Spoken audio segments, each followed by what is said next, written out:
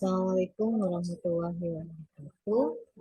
Hari ini akan membahas tentang sistem sirkulasi pertemuan kedua. Nah, pertemuan kedua ini menjelaskan struktur dan cara kerja jantung, menjelaskan mekanisme sistem peredaran darah, mengetahui macam-macam pembuluh darah, memahami berbagai kelainan dan penyakit pada sistem peredaran darah manusia, sistem limpa, lalu fungsi susunan organ limpa. Nah, di sini kita lihat dulu yaitu organ peredaran darah yaitu jantung. Satu jantung organ berongga yang terdiri atas tulangan pada manusia, lapisan dinding jantung, epikardium lapisannya, miokardium terdiri dari jaringan otot untuk berkontraksi dan endokardium. Ruangan jantung ada atrium kanan dan atrium kiri, ventrikel kanan dan kiri. Katup jantung ada tricuspidalis di antara atrium kanan dan ventrikel kanan dan discuspidalis di antara atrium kiri dan ventrikel kiri. Nah, di sini bagian-bagian jantung tadi ada 4, ya, ada atrium kanan, atrium kiri, ventrikel kanan, ventrikel kiri, ya. Lalu ada aorta, ya.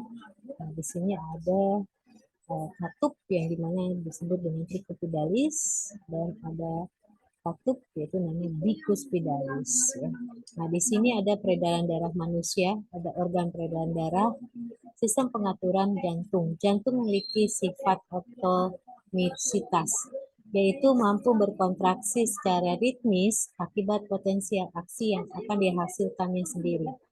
Tempat sel-sel jantung melakukan atomisitas, yaitu ada nodus sinovialis, nodus SA, daerah ini dinding atrium kanan dekat pintu masuk vena cava superior.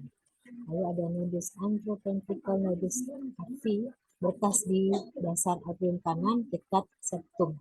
Berkasis sel-sel khusus dari nodus anteroventricle, nodus AV, yaitu nodus atrioventricalis dan masuk ke septum anterventrikal. Serat putihnya serat yang menjulur dari berkasis dan menyebar ke seluruh miokardium ventrikal. Nah, di sini ada bagian pembuluh darah, merupakan serangkaian saluran tertutup dan bercabang, berfungsi membawa darah dari jantung ke jaringan, kemudian kembali ke jantung. Jadi ada pembuluh darah, jenis pembuluh darah itu ada arteri, ada kapiler.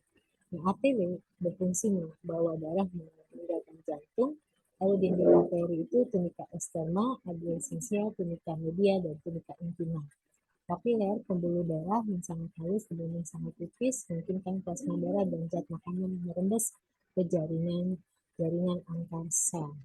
Lalu sistem peredaran darah manusia yaitu ada vena, yang ketiga berfungsi membawa darah kembali ke jantung.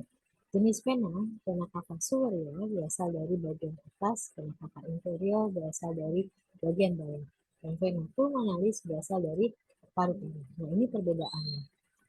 Faktor pembedanya yaitu dari dinding, kalau dinding arterinya tebal dan elastis, kalau vena tipis dan kurang elastis. Lalu jumlah dan letak katup, kalau di arteri 1 terdapat pada awal keluar dari jantung, kalau vena banyak di sepanjang pembuluh darah yang mengarah ke jantung. Darahnya pada arteri yaitu kayak oksigen kecuali arteri pulmonalis, vena kayak karbon dioksida kecuali vena pulmonalis. Arah aliran meninggalkan jantung kalau arteri, sedangkan vena menuju ke jantung, dan tekanannya arteri lebih kuat daripada vena. Letaknya kalau arteri di bagian dalam tubuh, sedangkan vena di dekat permukaan tubuh. Ini bagian struktur tubuh daripada arteri, vena, dan kapiler. Kalau kapiler itu antara arteriol dengan vena, itu di antaranya dia ada kapiler, sedangkan arteri itu bagian dari jantung, sedangkan vena ke jantung. Kita lihat lapisannya, struktur dinding arteri dan vena. Di sini kalau ke arteri itu dia lebih tebal, tunica mediana, dan tunica eksternal, ya, dan intima. Lalu ada otot polos, sama, saya juga memiliki otot polos. Dia memiliki membran elastis yang internal. Sedangkan di arteri itu dia lebih tebal, sedangkan di vena tipis. Di situ terlihat sekali bagian perbedaan struktur dindingnya. Lalu ada mekanisme peredaran darah pulmonalis yaitu ventrikel kontraksi, darah kayak karbon dioksida dari ventrikel kanan ke ventrikel pulmonalis, paru-paru, darah melepas karbon dioksida, darah mengambil oksigen, lalu darah kayak akan oksigen dibawa ke vena pulmonalis, lalu atrium kiri, ventrikel realisasi, darah ke ventrikel kiri. Sistem peredaran sistematik yaitu ventrikel berkontraksi, darah kayak akan oksigen dari ventrikel kiri ke aorta, darah diedarkan ke seluruh tubuh, darah melepas oksigen mengambil karbon dioksida dari jaringan darah, lalu jaringan darah kayak akan karbon dioksida dibawa ke vena cava, ke atrium kanan, ventrikel relaksasi, darah ke ventrikel kanan. Itu jalurnya dari sistem peredaran darah. Ya. Ini diagramnya. Lalu ini adalah sistem darah manusia, yaitu sirkulasi portal, darah dari lambung, usus, pankreas, dan limfa, lalu vena cava hepatica, hati, kapiler, vena hepatica, vena cava inferior, jantung. Sirkulasi koronernya adalah peredaran darah di dalam jantung yang berfungsi memberikan darah untuk memenuhi nutrisi seluruh bagian jantung. Peredaran darah pada janin, janin mendapatkan oksigen dan nutrisi melalui plasenta, yaitu jaringan dinding rahim yang banyak mengandung pembuluh darah untuk keranjat. Di dalam tali pusat terdapat vena umbilikal, darah dari plasenta ke janin, arteri umbilika dari janin ke plasenta. Nah, ini peredaran darah pada janin, ya, itu pada fetus. Ini sistem peredaran tekanan arteri, yaitu ada sistol biasa. Tekanan darah yaitu daya dorong darah ke semua arah pada permukaan, seluruh permukaan yang tertutup, yaitu pada dinding bagian dari jantung dan pembuluh darah. Tekanan diastol, tekanan sistol, angka yang menunjukkan tekanan darah ketika jantung berkontraksi untuk memompa darah ke arteri dan nadi. Tekanan diastol, angka yang menunjukkan tekanan darah ketika jantung berelaksasi atau tekanan darah balik dari arteri dan ke jantung. Tekanan normal sistol yaitu 120 mHg dan diastol 80 mHg. Lalu ada denyut nadi, pemeriksaan frekuensi denyut nadi. Nah, ini dilakukan bantuan stetoskop. Faktornya yaitu ada usia, jenis kelamin, bentuk tubuh, stres, emosi, suhu tubuh, volume darah, dan obat-obatan. Lalu ada sistem limpa, merupakan jaluran tambahan pada sistem sirkulasi, fungsi mengembalikan kelebihan cairan jaringan, mengendalikan kualitas air jaringan, mengangkut lemak, protein, limfosit, menghasilkan mikroorganisme, dan menghasilkan antibodi.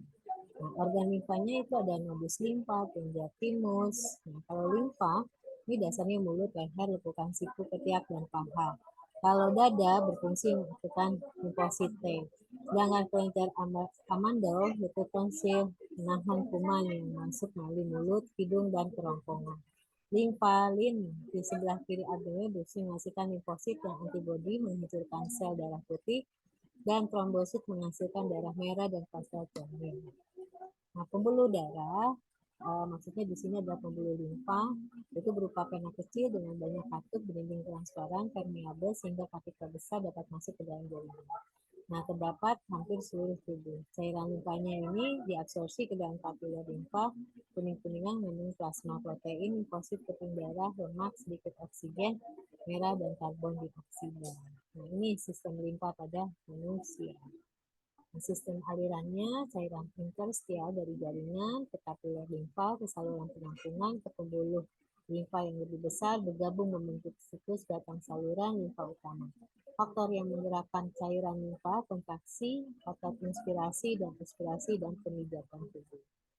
Nah, ini gangguan pada peredaran darah, trombus, embolus, jantung, koroner, varises, hemoroid, limfoid, limfakardia, anemia, hemofilia, leukemia, leukemia, thalassemia, hipertensi, hipotensi, dan arteriosklerosis. Nah, ini teknologi peredaran darah melalui elektrokardiograf, pemindahan dengan bahan radioaktif, operasi bypass, terapi gen, lalu dengan angioplasti, transplantasi jantung, pacemaker. Oke, terima kasih semuanya untuk pertemuan kedua tentang sistem sirkulasi pada manusia. Assalamualaikum warahmatullahi wabarakatuh.